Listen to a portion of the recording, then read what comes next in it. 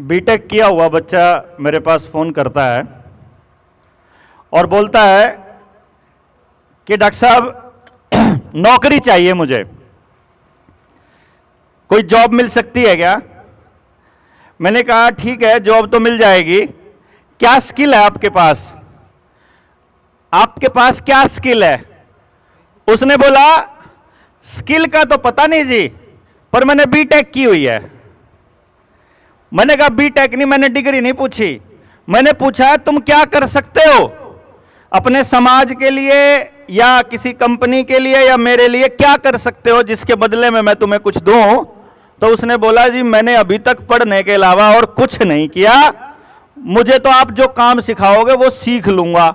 तो फिर बीटेक करके क्या किया तुमने? बोला जी वो तो बस ऐसे ही था।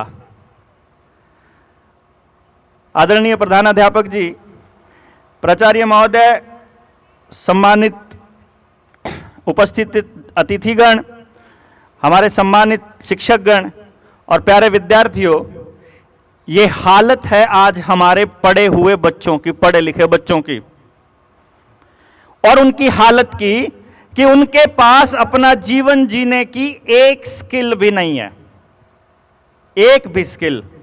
और हमको ऐसी पढ़ाई पढ़ाई जा रही है जिसका एकमात्र उद्देश्य है कि जो खाया है वो यूं का यूं उल्टी करना है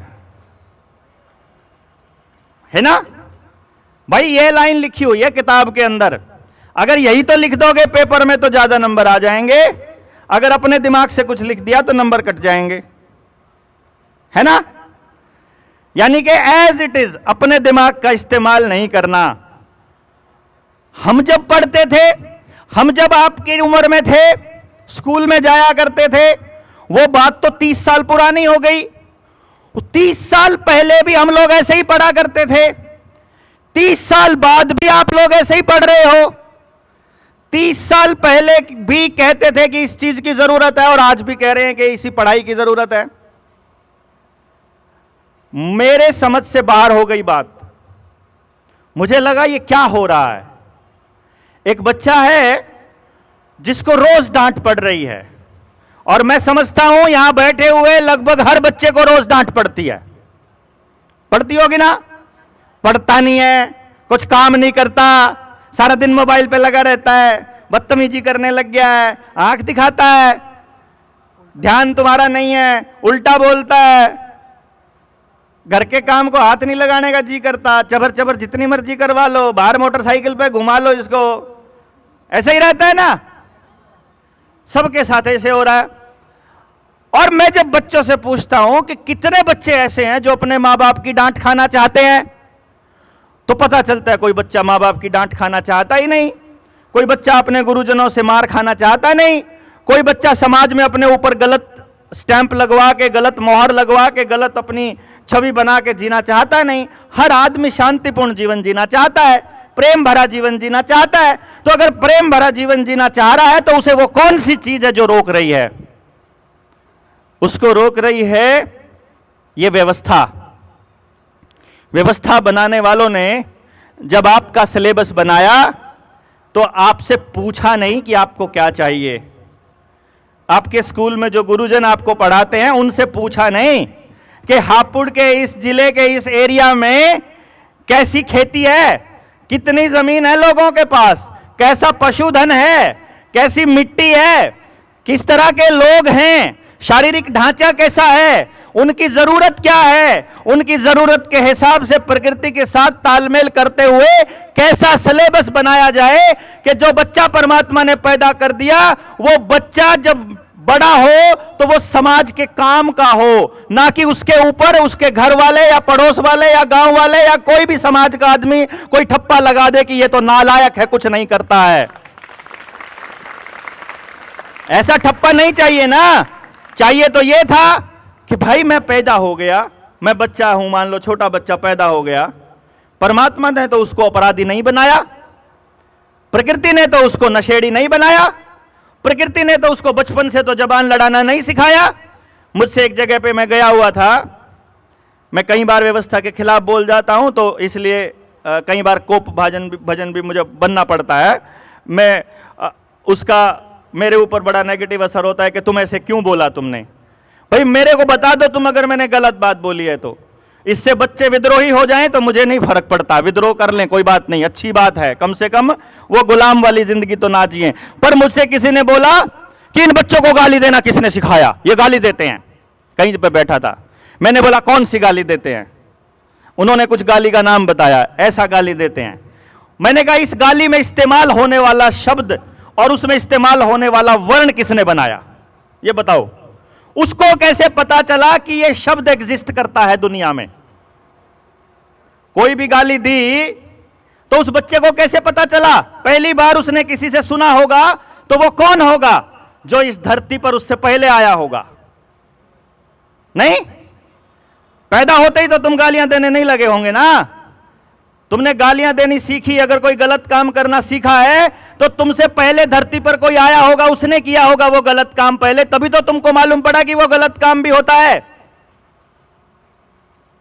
तो मैंने बोला कि वो उससे पहले वाली पीढ़ी की गलती है, गाली बच्चों ने नहीं बनाई है।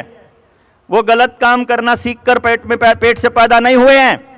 उनको तो जो समाज में होता हुआ दिखाई देगा, उनको उस वक्त तो पता भी नहीं है गाली का मतलब क्या है। जिस वक्त हमारा छोटा बच्चा 3 साल का 4 साल का जब बोलना सीखता है तब वो गाली दे, उसे तो गाली का मतलब ही नहीं पता होता, लेकिन वो दे रहा है क्योंकि उससे पहले के लोग उसको इस्तेमाल कर रहे हैं। वो देख रहा है, कहां कहां देख रहा है?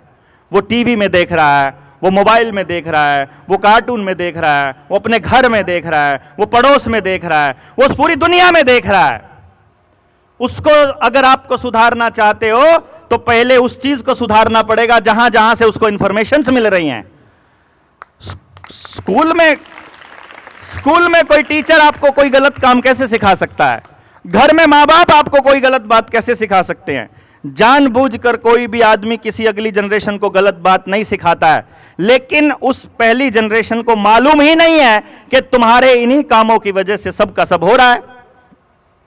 1996 में एक कार्टून आया था, 1996, सोचो कितने साल पहले, 28 साल पहले की बात है। 28 साल पहले के कार्टून में उन लोगों ने यह बता दिया था कि आने वाले वक्त में हम एक प्रोडक्ट आपके गांव में देंगे जिसका नाम होगा आइसक्रीम, और उस आइसक्रीम में हम लोग ऐसे ऐसे केमिकल्स डालेंगे जिसकी वजह से आपकी हेल्थ खराब होगी। 1996 में। लेकिन उस वक्त टीवी देखने का और कार्टून देखने की लग्जरी केवल अमीरों को होती थी, इसीलिए उसका एक्सेस हमारे पास नहीं आया। आज उन्होंने हमको बता करके काम करना शुरू कर दिया और हमारी अगली जनरेशन को खत्म करना स्टार्ट कर दिया। जिस मुद्दे के लिए हम आए उस पर हम चर्चा करेंगे, लेकिन पहले 2-3 बातें बता दूं, दिमाग में आ गई, अभी ध्यान आ गई। ये कुछ नमकीन के पैकेट पड़े हुए हैं इधर, मेरे को इन पे नज़र पड़ी थी जब, तो मैं देख रहा था कि वो जो नमकीन का पैकेट उधर पड़ा है, ये शाम को यहाँ बैठे हुए बच्चे खाते होंगे, शाम को आ जाते होंगे यहाँ गांव वाले, कुछ ना कुछ कोल्ड ड्रिंक वगैरह कुछ और उनको पीना होगा उसके साथ में, और वो उस नमकीन का इस्तेमाल करते होंगे। हैं, वो ये ऐसी ऐसी जगह जो है उनके लिए पवित्र स्थान की तरह होती है शाम के टाइम, दिन छिपे के टाइम पे, कि भाई वहाँ जा कर के हम सेफ है, कोई ज़्यादा परेशान करता नहीं है। अब कभी किसी बच्चे ने, कभी किसी स्कूल टीचर ने और किसी माँ बाप ने इन पॉलिथीनों के पीछे क्या लिखा हुआ है, इस प्लास्टिक के ऊपर पीछे क्या लिखा है, किसी ने नहीं देखा? नहीं देखा ना? जाओ इधर आओ, इधर आओ, एक पैकेट उठा के लो उधर से, तुम आओ इधर, तुम वो वाला उठा के लाओ दौड़ के, एक पड़ा है ना नमकीन का, मैं तुम्हें अभी दिखाऊंगा। और फोन कौन कौन इस्तेमाल करता है आप में से? मोबाइल फोन कौन कौन इस्तेमाल करता है? अच्छा, इतने सारे बच्चे करते हैं, वेरी गुड। देखो, चलो करो, नीचे करो, कोई बात नहीं, ठीक है। चलो मैं आपको इस नमकीन के पैकेट के पीछे लिखी हुई आइटम बता रहा हूं क्या क्या है, और इसको गौर से फोन इस्तेमाल करने वाले लोग एक बार जा करके एक बार इन चीजों की सच्चाई जान लेना कि इनके साइड इफेक्ट क्या होते हैं बॉडी के ऊपर। जा करके अपने मोबाइल पर सर्च कर लेना कि इस आइटम का साइड इफेक्ट क्या है। पहला आइटम मैं बता देता हूं, edible vegetable oil, palmolein and cotton seed rice bran, तीनों के तीनों यूज हो रखे हैं। देखना कमाल की बात, राइस ब्रैन कौन सा होता है मालूम है? मालूम ही नहीं है। अब आपके माँ बाप को भी नहीं मालूम, तो वो घर में नमकीन का पैकेट ले आते हैं, कोई गेस्ट आता है उसके लिए, और छोटे बच्चों को ये वाले पकड़ा देते हैं, कोई ये इसमें नूडल्स का कुछ है, कोई कुरकुरे का पकड़ा देता है, कोई चिप्स का पैकेट पकड़ा देता है, कोई और कोई पैकेट, वो जेली वाले पैकेट होते हैं वो पकड़ा देते हैं ना माँ बाप, तो लाड लाड में 10 रुपया 5 रुपया दे करके आपको भेज देते हैं, आप वो ले लेते हो कबाड़। आपको थोड़ी पता है भी कि वो कबाड़ है, आपको तो लगता है जीभ के अंदर बड़ा टेस्ट आ रहा है और ये अच्छा लगता है। अब इसके अंदर 3 तेल इस्तेमाल हुए, राइस ब्रैन, ये बोलते हैं वेजिटेबल ऑयल को, जिसको हम लोग रिफाइंड ऑयल भी बोलते हैं, चावल के छिलके से बनता है ये, ठीक है। Palm olive oil, palm oil बनता है। इनकी खासियत क्या है कि ना तो ये पेट में कभी हजम होते हैं, कभी डाइजेस्ट नहीं होते, पड़े रहते हैं और अंदर कैंसर बनाते हैं। तीसरा तेल इसके अंदर हो रहा है cotton seed oil. Cotton seed oil बोलते हैं बिनोले का तेल, कपास का जो तेल होता है ना, कॉटन उसको बोलते हैं ना, कॉटन, कपास को, कपास के बीज, कपास का बीज मतलब बिनोला, बिनोले का तेल। बिनोले के तेल की खासियत क्या है आज के भारत में? आज भारत में कॉटन, देसी कॉटन नहीं बची है, केवल बीटी कॉटन बची है। बीटी कॉटन जेनेटिकली मॉडिफाइड है, और जेनेटिकली मॉडिफाइड आइटम के लिए ब्राजील की सरकार ने 2020 में एक रिपोर्ट जारी करी थी कि जो भी इंसान या जो भी पीढ़ी या जो जानवर कॉटन सीड ऑयल खा रहा है, या तो वो या उसकी अगली संतान नपुंसक या बांझ पैदा होगी। यानी आप पूरी की पूरी जनरेशन को नपुंसक करने का काम कर रहे हो। इसीलिए आपके इस शहर में भी, हापुड़ जैसे जिले शहर में भी आपको यहां पर आईवीएफ सेंटर्स खुलने लग गए हैं। अब आपके बच्चे पैदा नहीं होते हैं नेचुरली तरह तौर से, बच्चे पैदा नहीं होते हैं, जेनेटिकली मॉडिफाइड किए हुए बच्चे पैदा हो रहे हैं, जो बीज आईवीएफ सेंटर वाले दे रहे हैं। कोई उसमें कुत्ते का जीन मिला के दे रहा है, कोई सुअर का जीन मिला के दे रहा है, तो घरों में बच्चे इंसान के पैदा नहीं हो रहे, जानवरों के बच्चे पैदा हो रहे हैं। और यह बात हमारी अगली जनरेशन को होश में नहीं है, उनको समझ नहीं है, और हमारी जो बड़ी पीढ़ी है उसको मालूम ही नहीं है कि हमारे साथ में ये खेल हमारे घरों के, हमारी आंखों के सामने किया जा रहा है। आपके घर में ब्रेड का पैकेट आता है, बिस्किट का पैकेट आता है, चेक तो करो उसमें क्या है। प्योर मैदा मिलेगा, प्रिजर्वेटिव्स मिलेंगे, उसके अंदर सारा कबाड़ का ये मिलेगा, या केमिकल्स मिलेंगे, chemical number 112, chemical number 415, chemical 521, ये सारे क्या है? सर्च करो गूगल के ऊपर जाकर के, आपको पता चलेगा। हर खाने की आइटम के अंदर केवल और केवल कैंसर कारक चीजें जा रही है, जिससे आपको आने वाले वक्त में लगातार ऐसी बीमारियां होनी है जिससे आप कभी भी स्वस्थ नहीं रह पाओगे। अब ये बात, ये अरे कभी ठीक नहीं रह पाओगे, ये ताली मारने की बात थोड़ी ना है, ये तो घबराने की बात है। सबको करना चाहिए कि हाँ किल की निवारणी है, दुखी होना है, ये परेशान होने की बात है, इस पे ज्यादा खुश होने की आवश्यकता नहीं है। दूसरी बात सुनो, दूसरी बात, ये तो मैंने सिर्फ एक आइटम के बारे में बोला है।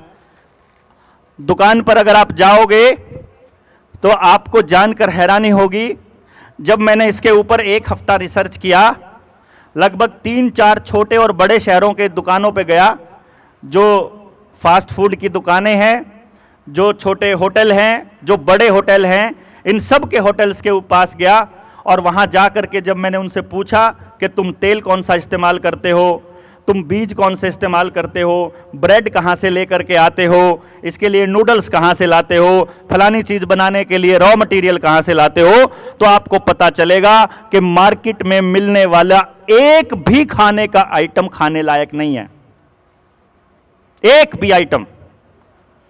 फिर जम जाते हैं किसान के पास। किसान बोलता है कि भाई 5 एकड़ जमीन है जी डॉक्टर साहब, हम तो 1 किल्ले में अपने जोगे खाने जोगे लगाया करें, उसमें तो हम केमिकल डालते नहीं जी, उसमें तो डीएपी यूरिया डालते नहीं, और बाकी का करे, बाकी का तो मंडी में जाओ है उसमें डालो। हाँ, उसमें तो डालना ही पड़े पैदावार के लिए। अच्छा, उसमें जो डालते हो वो फिर कोई और बोला, वो तो बाजार में मार्केट में चला जाओ है ना। अच्छा चलो ठीक है, और बाय चांस उसका पोता जो है वो घर में एंटर किया, उसके हाथ में ब्रेड का पैकेट था। मैंने उससे पूछ लिया, मगर ताऊ यो ब्रेड का पैकेट उस 4 किल्ले वाले में तो है कि उस 1 किल्ले वाले में तो बना हुआ है? तो ये जितनी नमकीन है, जितने कुरकुरे हैं, जितने बिस्किट है, जो भी खाने की आइटम है, ये सारी उस 4 किल्ले वाले में से बनी हुई है। ये बात उस किसान को समझ में नहीं आ रही। यानी वो एक तरफ तो कह रहा है कि मैं अपने बच्चों को खाने के लिए अच्छा सामान दे रहा हूं, और दूसरी तरफ वो वही सामान जो कबाड़, जो केमिकल वो खेत में डाल रहा है, वो सारे फिर आप लोग जो नौकरी बढ़िया बढ़िया तनख्वाह वाले लोग हैं, फिर आप बाजार से खरीद के अपने बच्चों को दे देते हो। क्योंकि हमें किसान की चिंता करनी बंद कर दी, हम किसान से अलग हो गए, हम नौकरी वाले हैं, हमें क्या जरूरत पड़ी है खेती करने की, हम तो ठेके पे दे देंगे, हमको क्या टेंशन पड़ी है। और हम इस तरह से जमीन से दूर होते चले गए, और अगली जनरेशन के पास करने के लिए अब कुछ बचा नहीं। अब जब कुछ बचा नहीं, तो उस बच्चे को पूरे दिन में क्या क्या सुनने को मिलता है, अगर इसके तरफ आप नजर दौड़ाओगे तो आपको पता चलेगा कि पूरे दिन में हमारा बच्चा एक सिंगल काम भी ऐसा नहीं करता है जिससे उससे फीलिंग ऑफ अकम्पलिशमेंट आती हो, जिससे उसे लगता हो कि मैंने अपने घर के लिए, परिवार के लिए, माँ बाप के लिए, स्कूल के लिए, समाज के लिए, गांव के लिए कुछ भी किया हो।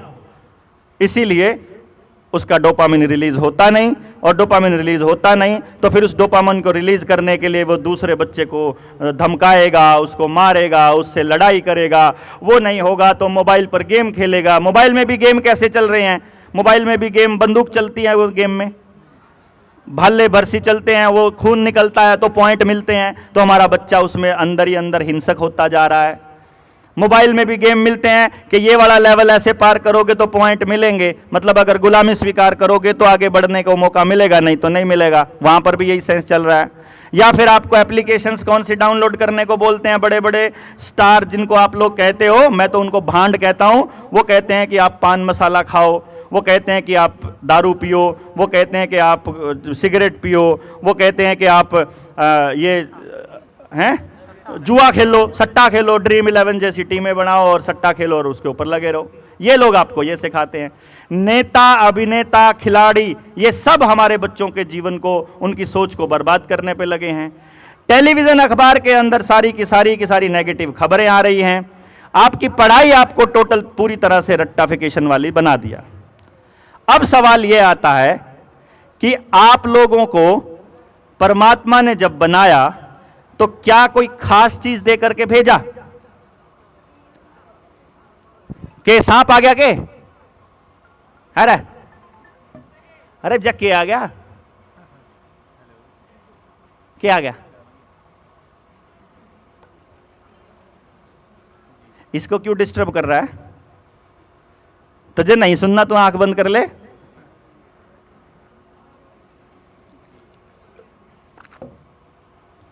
हां सुनो, परमात्मा ने जब आपको बनाया तो कोई ना कोई खास टैलेंट तो देके भेजा होगा। जब बच्चा छोटा होता है ना, कभी उसके दादा दादी की, उसके मम्मी पापा की बात सुनना, वो हमेशा ऐसी बातें बोलते हैं, हे इतना तेज दिमाग है इसका, तो मोबाइल ने हमारे से तेज चला ले, जो है रिमोट ने हमारे से तेज चला ले, बोलते हैं ना ऐसा करके। मतलब छोटे से बच्चे के दिमाग को वो बोलते हैं ये हमसे तेज दिमाग है।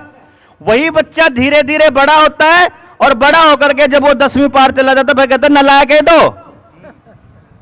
वही बच्चा बड़ा होकर के नालायक होने की दिशा में काम कर देता है।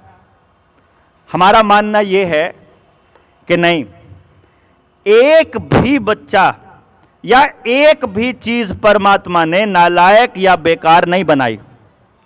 आप अपने घर में, कभी अपने घर में स्टोर में देखा है आपने, जहां टूटी फूटी चीजें आप फेंक देते हो, उसमें लोहा भी पड़ा है, अखबार भी पड़े होंगे, प्लास्टिक भी पड़ा होगा, टूटी फूटी चीजें पड़ी हैं। बाहर एक कबाड़ी वाला आता है, आवाज लगाता है कि जिसके पास, जिसने कबाड़ी का सामान देना है वो दे दो, तो घर वाले उसको उठा करके दे देते हैं कबाड़ी वाले को। तो फ्री में देते हैं क्या? हाँ भाई बताना, कबाड़ी का सामान कबाड़ी वाले को फ्री में दे देते हैं क्या? क्या लेते हैं उसके बदले में? या तो पैसे लेते हैं या कोई सामान ले लेंगे उससे, लेकिन कुछ ना कुछ लेंगे काम की चीज। तो अच्छा एक बात बताओ, वो जो सामान दिया था वो बेकार था या किसी काम का था? अगर वो बेकार होता तो उसके बदले पैसे क्यों मिलते? अगर वो सामान बेकार होता तो बेकार सामान के बदले कबाड़ी वाला तुमको पैसे क्यों देता? वो आपके लिए बेकार था, क्योंकि आपके पास उसका कोई दूसरा उपलब्ध साधन संसाधन या उसका कोई अल्टरनेट था। लेकिन कबाड़ी वाले के लिए वो बेकार सामान नहीं था, उसको वो पिघला करके या रिसाइकल करके उसका इस्तेमाल करके कुछ और कर लेता और उसको वो बड़ी कीमत में बेच सकता है। इसका मतलब ये हुआ कि धरती पर बनी हुई कोई चीज बेकार नहीं हो सकती। उसका इस्तेमाल हमारे लिए शायद नहीं हो, लेकिन यह जरूरी नहीं है कि उसका इस्तेमाल किसी और के लिए भी सही नहीं है। इसका अर्थ यह हुआ कि धरती पर पैदा हुआ कोई भी जीव जंतु, कोई भी पेड़, कोई लकड़ी, कोई पौधा, कोई मिट्टी, कोई लोहा, कोई कांच या कोई लकड़ी, कोई बेकार नहीं है। तो कोई बच्चा भी बेकार नहीं हो सकता है। इसका मतलब आप सब लोगों के पास कोई ना कोई टैलेंट परमात्मा ने दे रखा है।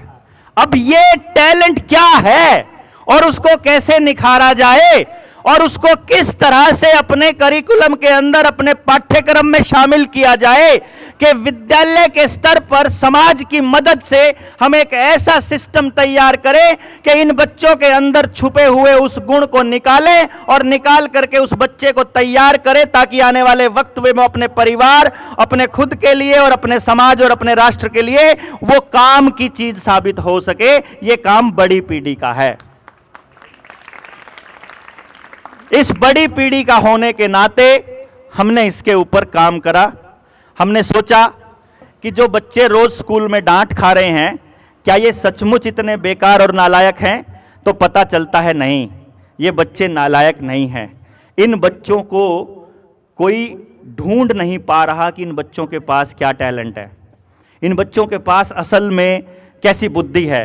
कोई बोलना चाहता है बहुत, कोई भाषण देने में कला में बहुत माहिर है, किसी को दूसरे बच्चे समझ में खूब आते हैं, कोई चुपचाप रहना चाहता है, कोई दौड़ते रहना चाहता है, कोई बैठे रहना चाहता है, किसी को कंप्यूटर का बड़ा ज्ञान है, कोई तो जबरदस्त शतरंज का खिलाड़ी हो सकता है, एक आधा बढ़िया ताश का खिलाड़ी भी हो सकता है, कोई बहुत जबरदस्त दौड़ने वाला हो सकता है, कोई अलग अलग कोई साइंटिस्ट है, कोई पोएट है, कोई राइटर है, कोई रीडर है, कोई स्टोरी टेलर है, कोई म्यूजिशियन है, कोई डांसर है, कोई अलग अलग तरह के इतने सारे रचनात्मक काम दुनिया के अंदर हैं।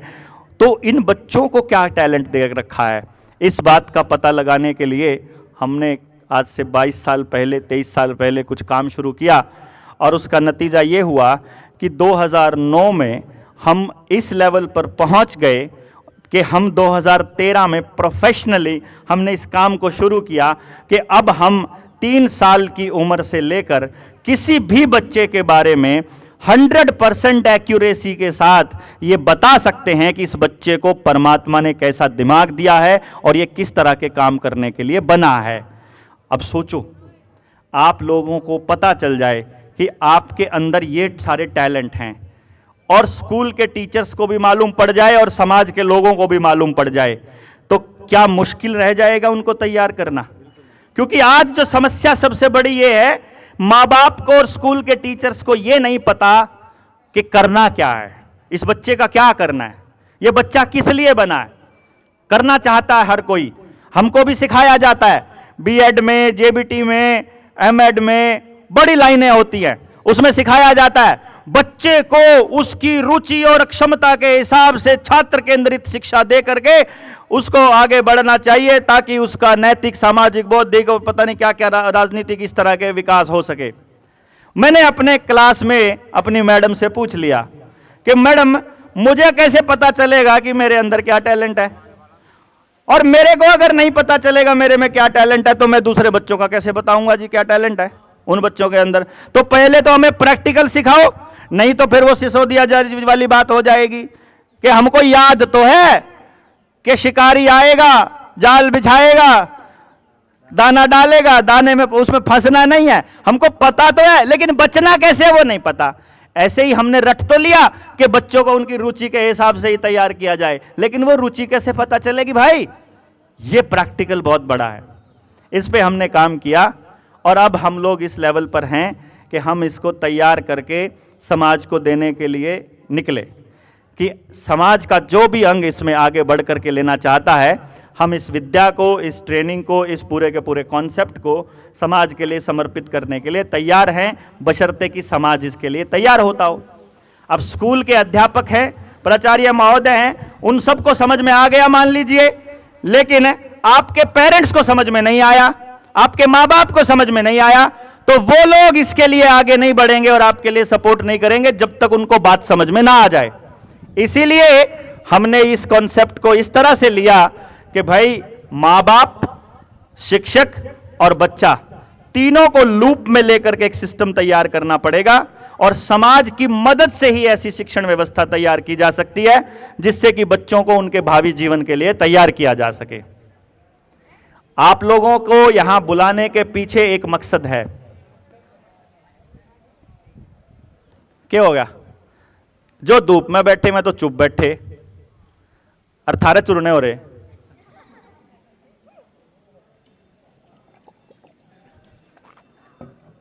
आराम तो बैठ जाना।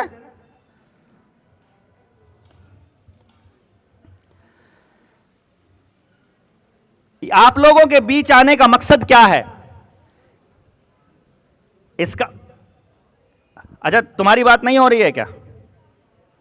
तुम बच्चे नहीं हो? कौन सी टूथपेस्ट करा कर दांत रे दिखावा है?